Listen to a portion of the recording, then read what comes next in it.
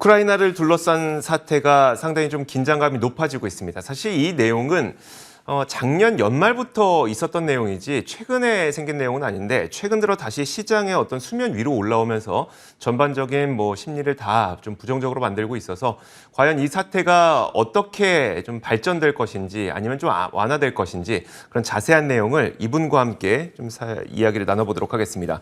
전 국립외교원장이셨고요. 한동대 국제지역학과 김준영 교수 전화로 연결돼 있습니다. 안녕하세요. 네, 안녕하십니까. 네, 반갑습니다. 자, 오늘 네. 이제 급하게 저희 연결해 주셔서 감사드리고요. 먼저 첫 번째 질문부터 드릴 텐데 좀 직관적으로 과연 이 사태가 정말 전쟁으로 발전하게 될 것이냐에 대해서 어떻게 보고 계세요? 네, 원래 전쟁이라는 게 역사적으로 비합리적으로 일어날 수 있기 때문에 전혀 가능성을 배제할 수는 없지만 네. 합리적으로 추론을 하면 저는 지금 고도의 심리전을 하고 있고 전쟁보다는 좀 대치가 장기화될 쪽에 투표를 할 것 같습니다. 그렇다면 그렇게 합리적으로 추론하시는 그런 근거가 있으실 텐데 어떤 것들이 있을까요? 왜냐하면 러시아는 지금 크리미아가 2014년 최근에 이제 침공했잖아요. 전격적으로 침공을 합니다. 네. 그러니까 지금처럼 이렇게 긴장을 끌어올리는 방향으로 하지 않고 아마 침공할 생각이 있었다면 훨씬 더 빨리 침공을 했을 것이고요. 이 대치를 통해 가지고 뭔가 얻고자 하는 것들이 확실히 보이고 그래서 앞에서는 협상을 하고 뒤에서는 앞에서는 대치를 하고 뒤에서는 마크에서는 협상을 하는 이런 패턴이 기존에 러시아가 군사작전을 할 때는 상당히 다르게 보이기 때문입니다. 알겠습니다. 그러니까 2014년을 돌아보더라도 사실 그때를 기억하시는 분들이 많지는 않을 것 같긴 한데 사실 그 당시에도 미리 예고를 하고 한 것이 아니라 기습 침공을 해서 결국은 이제 국민투표를 붙여서 결국 이제 크림반도가 넘어가긴 했습니다만 어쨌든 기습 침공을 했는데 네. 우크라이나도 그럴 거였다면 기습을 했겠지 이렇게 미리 계속 예고하면서 군사적인 긴장감을 높이진 않았을 거라는 분석이시네요. 네, 알겠습니다. 네, 맞습니다. 자, 좋습니다. 이런 근거 때문에 아직 이렇게 전쟁으로 치닫을 가능성은 합리적으로는 그렇게 보이진 않는다라는 말씀이신데 바이든과 푸틴 대통령의 전화 통화가 또 주말 사이에 있었던 것으로 전해지고 있거든요. 근데 이제 그 통화를 몇 차례 했음에도 불구하고 계속 진전이 없는 이유는 뭐라고 보세요?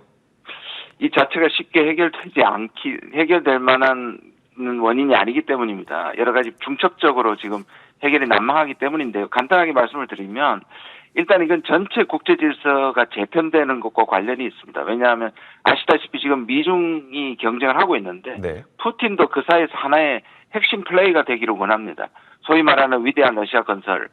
그런데 지금 미국은 나토의 동지를 통해 러시아를 계속 압박하고 미국은 중국과 러시아를 하나의 현상 변경 세력으로 지금 몰아붙이는 이 세 강국의 역학관계가 있고요.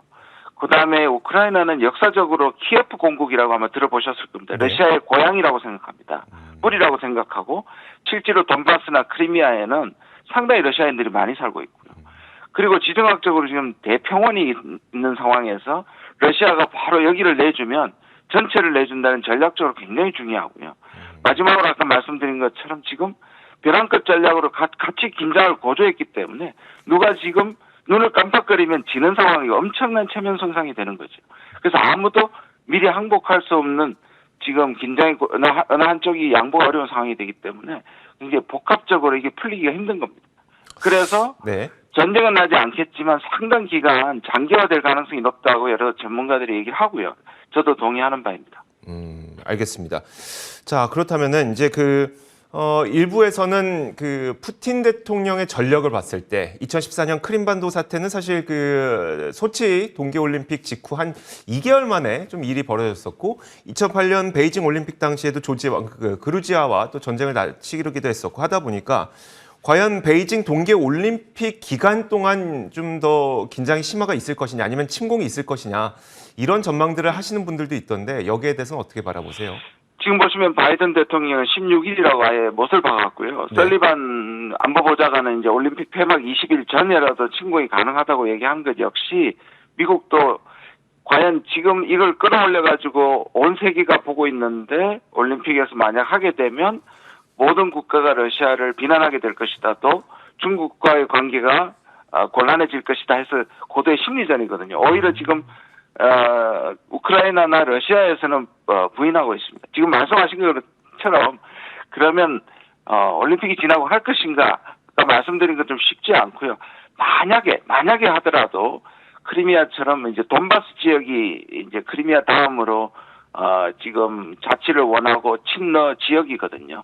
하더라도 국지전 정도는 가능할지 모르겠지만 지금 전체 대치되고 있는 것을 전면전을 한다는 건 러시아로도 부담이 많을 거라고 생각합니다. 알겠습니다. 자, 이 그 긴장감이 좀 해소되기 위해서는 어쨌든 이제 러시아가 원하는 바가 있을 것이고 거기에 맞는 어떤 조건을 미국 측에서 좀 제시를 해줘야 좀 긴장이 완화될 것 같은데 그럼 저희가 그 러시아에서 지금 과연 무엇을 도대체 원하는 것이고 그리고 전화 통화에서도 우리는 실질적인 답변을 듣지 못했다는 게 이제 러시아의 반응 아니었습니까? 미국을 제시했던 건 무엇이고 또 러시아가 원하는 건 무엇이고 이런 좀 의견 차이를 좀 정리해 주시면 어떨까요? 사실 지금 가장 중요한 거는 아까도 말씀드렸지만은 러시아가 지금 미국이 계속 실질적으로 독일 통일 때부터 더 이상의 나토의 동지는 없다고 약속을 했던 부분부터 약속을 계속 깨워왔다고 보는 거거든요. 네. 동유럽도 뿐만 아니라 러시아의 공화국들까지 지금 바로 이제 턱 밑까지 왔고 그것을 다시 이제 나토로 확장하는 거에 멈춰달라는 것이고 그런데 우크라이나 정부는 이참에 반러 정부, 친미 정부일 때 바로 안보를 확보하기 위해서 나토에 들어가고 싶어하기 때문에 네네. 이 부분을 이제 미국이 포기할 수 없는 부분이고요. 특히 미국은 이들 국가의 미사일이라든지 이런 전력을 군사력을 배치를 하고 있고요. 그리고 같이 군사훈련을 하고 있단 말입니다. 그리고 또 돈바스 지역의 자치를 허용하지 않고 크리미아 전쟁 때 합의했던 상황인데 그 부분을 자치를 허락하지 않고 실제로 내전이 계속되고 있는 세 가지인데요. 이 세 가지를 미국이 다 들어주기가 힘듭니다. 그러겠네요.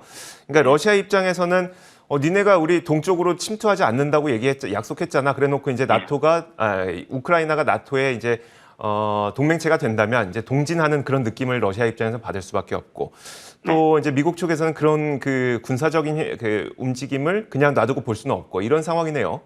네, 맞습니다. 알겠습니다. 이제 경제적인 여파도 한번 살펴봐야 될 것 같은데, 자, 이런 그 대치 상황이 지속된다면 글로벌 경제는 어떤 식으로 영향을 미치게 될까요? 이제 결국은 뭐 지금 당장에 이런 서로의 이제 심리전 때문에 이제 주식 시장이 계속 충격파를 받고 있지 않습니까? 한국도 마찬가지고요. 근데 교전이 되면은 이 전쟁이 일어나면은 뭐 파국으로 가는 거 훨씬 더 큰 그런 영향이 있겠지만 긴장 국면만 계속돼도 지금 원유라든지요, 가스, 광물 같은 원부자재 공급망에 영향을 끼칠 수 있습니다. 우크라이나가 그 기름진 옥토고이기도 하지만 광물이 전 세계 광물의 한 5%를 차지하고 있고요. 귀한 광물들이 굉장히 많고요. 우리나라 경제 역시 가전이나 휴대폰, 자동차 부품 수출이 위축될 수 있습니다. 그리고 러시아도 전쟁을 하게 되면 러시아로부터의 원유라든지 천연가스, 그다음에 석탄 이런 부분들이 이제 영향을 받을 수 있을 것 같습니다. 알겠습니다.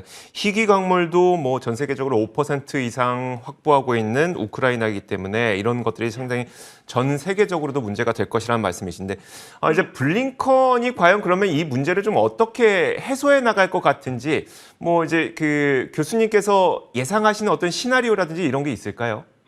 쉽지가 않은데요. 네. 러시아는 지금 자기들이 이제 안보 문제를 걸고 나오는 겁니다. 그래서 이 우크라이나를 좀 중간에 완충 제도로 만드는 것이 저는 유일하게라고 보거든요. 그러니까 러시아도 더 이상 우크라이나에 대한 왜냐하면 우크라이나 입장에서 보거나 미국 입장에서 보면 돈바스를 칠 가능성이 있거든요. 크리미아 때처럼 기습적으로 그걸 안 한다는 약속을 하게 되고 미국은 나토의 확장을 더 이상 하지 않겠다는 것이고 대신에 우크라이나가 원하는 정도의 안보적 지원을 하는 요 정도일 것 같은데요. 이것 역시 쉽지는 않을 것 같습니다. 네, 알겠습니다. 참 지금 대치 상황이 길어지고 있고 그리고 의견차가 워낙 큰 상태이다 보니까 계속 긴장감이 높아지고 있는데 앞서 가장 처음에 좀 핵심으로 말씀해 주셨던 것처럼 합리적으로 추론해 보면 지금 당장 전쟁까지는 좀 아닐 것 같다라는 이야기를 해주셨습니다. 자, 오늘 저희가 우크라이나 사태 어떻게 진행되고 있는지 전 국립외교원장 한동대학교 국제지역학과 김준영 교수님과 함께 이야기 나눠봤습니다. 오늘 말씀 고맙습니다. 네, 고맙습니다. 자, 이렇게 굿모닝 글로벌 마치도록 하겠습니다. 이어지는 출발 성공 투자도 많은 시청 부탁드리겠고요. 잠시 후 7시 30분에 저희 굿모닝 글로벌의 공식 유튜브 채널이죠. 월가워즈의 라이브 방송도 준비되어 있습니다. 라이브 방송도 많은 참여 부탁드리겠습니다. 함께해 주신 여러분 고맙습니다.